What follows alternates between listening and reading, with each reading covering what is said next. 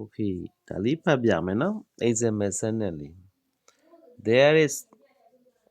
there ဒီကောင်လေးတွေကတော်တော်များများတော့တခုရှိတယ်မရှိဘူးကိုသုံးတာ there ဆိုတာတော့အစပြုစကားလုံးလေးပေါ့နောက်ကဖြစ်လာတဲ့ဟာပေါ်မူတည်ပြီးတော့မှကြည့်မယ်နော်အဲဆိုတော့ there's a cafe near my house ကျွန်တော်အိမ်နီးမှာ coffee ဆိုင်တစ်ဆိုင်ရှိတယ်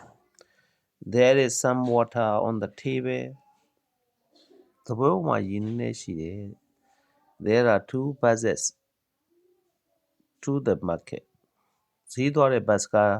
2စီးတော့ရှိတယ် there are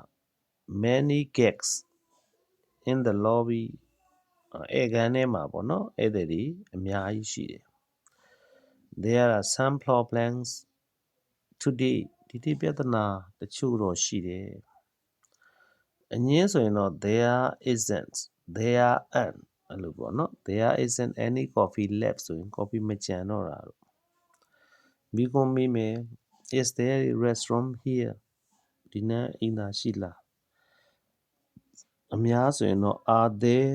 any rooms available အခန်းလွတ်တွေရသေးလားအဲ့လိုလေးမေးကြည့်မယ်နော်ကိုယ့်ဘာသာကိုလည်း